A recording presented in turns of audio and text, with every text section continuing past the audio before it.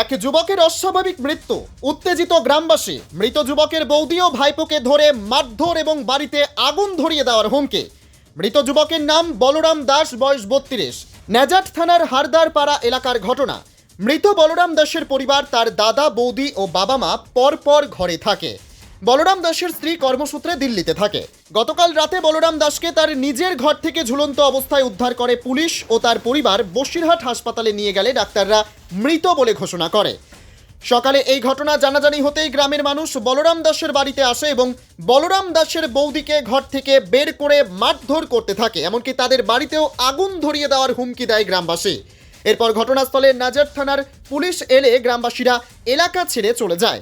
যাকে মারধর করা হয়েছে সেই অপূর্ণা দাস বলেন, রাতেই কেন গ্রামবাসীদেরকে না জানিয়ে বলরাম দাসকে হাসপাতালে নিয়ে যাওয়া হয়েছে।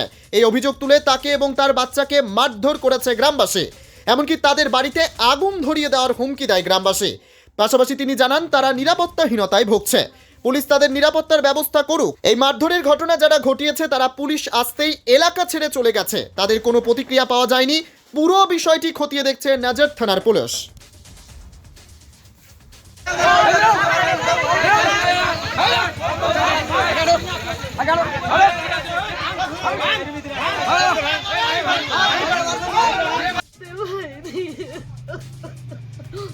কতক্ষণ এসে পুলিশের গাড়ি দাঁড়িয়ে আছে, পুলিশ এসে কতক্ষণ ধরে লাশ লাভাতে পারছে না। পুলিশ এসে বারবার ধরে বলছে লাশটাকে কেউ ধরে লাভাও, কেউ লাভাচ্ছে না। লাশটা আমি গিয়ে ধরেছি, আমার শ্বশুর দড়ি কেটে লাভিয়েছে। আমার চোখ দুই স্বামী স্ত্রীতে ফোনে কথা বলছিল, ফোনে কথা বলতে বলতে নাকি গলায় দড়ি দিয়েছে। আমরা তো জানি না, আমরা সবাই ঘরে আছি, আমার শাশুড়িটাও ঘরে শুয়ে আছে, তার সে খেয়ে সব শুয়ে পড়েছে।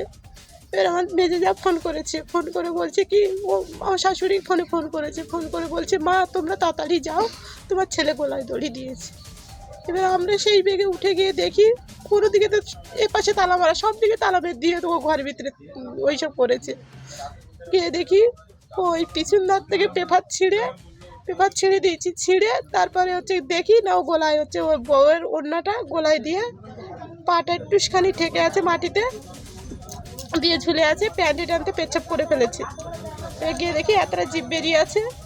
এবার আমরা মেম্বারকে খবর দিলাম, তো সারা গ্রামের লোকজনকে হাঁকাহাঁকি করছি, কেউ বাইরে আসেনি, কেউ এসে বলছে না যে মানুষটা মরে যাচ্ছে, যে আমরা একটু গিয়ে দেখি, কেউ আসেনি ফাঁকায়। মেম্বারকে খবর দিতে মেম্বার পুলিশকে খবর দিলাম, পুলিশ এসে বলছে ওনাকে লাভাও, ওনার গায়ে এখনো মনে বেঁচে আছে, মানুষ তো গলায় দড়ি দিলে মাত্র মরে যায় না, ওনাকে হসপিটালে নিয়ে যাও। হসপিটালে নিয়ে চলে গেছি। এরা এখন বলছে তোরা রাতারাতি কেন পাচার করে দিয়েছিস, তোরা পুলিশকে ঘুষ খাইয়েছিস, মেম্বারকে ঘুষ খাইয়ে পাচার করে দিয়েছিস বলে। আরে এখন এসে মহিলারা এসে আমাকে মারধর করে কাপড় জামা সব ছিঁড়ে ফিরে একাকার করে দিয়ে গেছে। বলছে ঘরে আগুন ধরিয়ে দেবে, বাড়ি থেকে বের করে দেবে, সবাই এইসব বলছে। আমার বাচ্চা ছেলেটাকে পর্যন্ত ওরা মেরেছে। আমরা চাইবো, কি বলবো আমি কিছু বলতে পারছি না। আতঙ্কে মানে ভীষণ আতঙ্কে আছি। ওরা ঘরে আগুন ধরিয়ে দেবে বলছে, ওরা বলছে ওদেরকে পুড়িয়ে মেরে দাও। বউ আসছে, ওর যে স্ত্রী, ও বলছে যে তোমরা ওদেরকে বলো আমি তা যাওয়া অবধি তোমাদের গায়ে যেন না হাত দেয়। বউ দিল্লিতে আছে, ওরা বেশি দিন হয়নি, বাড়ি এসেছে। আমার শ্বশুরের নামে একটা ঘর এসেছে, ওদেরকে দিয়েছে ঘরটা করতে।